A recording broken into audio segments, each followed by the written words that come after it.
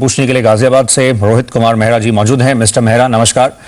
मेहरा साहब, हम देख रहे हैं आपने जिस तरह से एक्सिस बैंक से होम लोन लिया है 2005 में, जिस रेट ऑफ इंटरेस्ट पर आपने लिया 7.75, तब से और अब तक रेट ऑफ इंटरेस्ट में हमने देखा है भारी इजाफा हुआ है।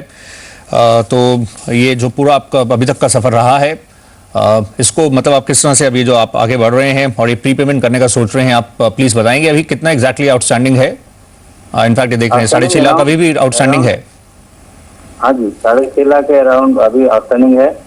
अब मेरा सवाल ये था कि अभी जैसे मैं क्या पार्ट पेमेंट करूं उसको, या जो अभी एग्जिस्टिंग EMI है उसको बढ़ा दूं, या मैं कोई जो अभी फ्लोटिंग चल रहा है तो फिक्स रेट में ले लूं? क्योंकि फिक्स रेट अभी वो लोग बोले थे कि 15% तक फिक्स रेट में मिलेगा, तो कैसे करने से मैं अपना लोन को मैं चुका पाऊँ?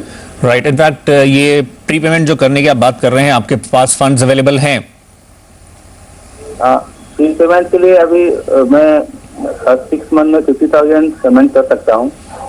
आपको राय दिलवाते हैं, क्योंकि ये फ्लोटिंग पर है बलवंत साहब, और फ्लोटिंग पर प्रीपेमेंट चार्जेस नहीं है, तो फिर अगर जो लायबिलिटी है अगर उसको चुका पाएं, कुछ कम हो सके, वो कैसा रहेगा और कैसे इसको मतलब एवेल्युएट करना चाहिए? सौरभ जी, आपने सही बताया कि ये इनका जो लोन है वो फ्लोटिंग रेट पे है, तो उनको प्रीपेमेंट का तो कोई पेनल्टी नहीं लगेगा।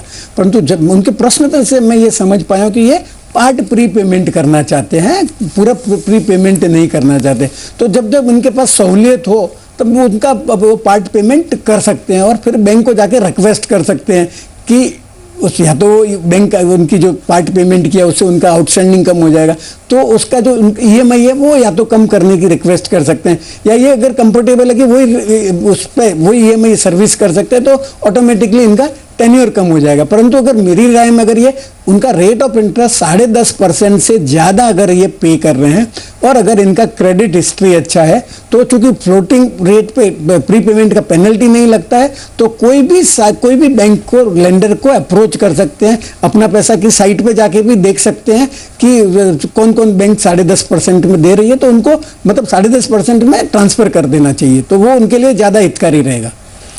राइट, तो इस तरह से आप आगे बढ़िए।